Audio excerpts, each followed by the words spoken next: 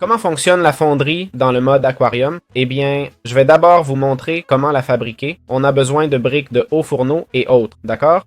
Comme vous pouvez le voir, ça se fait comme ça. Et très important, on aura besoin de moules de fonderie, ok? Que ce soit le petit ou le grand, d'accord? Il se fabrique ainsi, l'autre pareil, mais avec des blocs, pour transformer cette fonderie vide en n'importe quel autre moule, ok? Comme vous voyez, on se met simplement ici sur la table de craft et hop, hop, hop, hop, ok? Et là, vous voyez, on a tous les niveaux jusqu'au reset.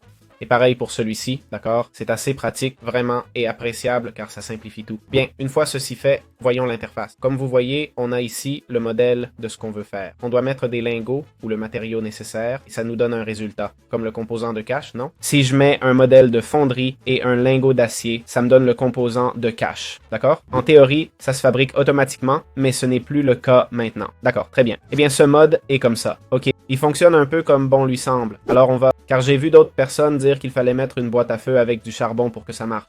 On va vérifier ça. Je n'y crois pas vraiment, hein? Bon, alors... Ah, regarde, ça c'est fait, hein? Ah oui, ça nécessite une boîte à feu. Ça nécessite une boîte à feu, messieurs, pour une raison quelconque. Avant, l'acier a fonctionné pour une raison inconnue. Bon, alors, comment ça marche? Ça, c'est nécessaire. Enfin, tous les petits composants et tout, avec un lingot d'acier, on fait un composant de cache, et avec un lingot d'acier et un cylindre, on fait un cylindre de cache. Et 3 ou 6 pépites de plomb pour faire des projectiles petits et moyens, et avec un lingot de plomb, on fait les grands, extra et énormes. Et puis avec le grand, d'accord? Bon, de gauche à droite, vous voyez les quantités d'acier. 1, 3, 4, 6, 8, un bloc et 2 blocs, qui donnent 16 canons non alésés, 16 moyens, 8 grands, 8 énormes, 8 petits. Bon, un moyen, un grand et un énorme, d'accord? Voilà, c'est aussi simple que ça pour obtenir n'importe quel type de canon non alésé.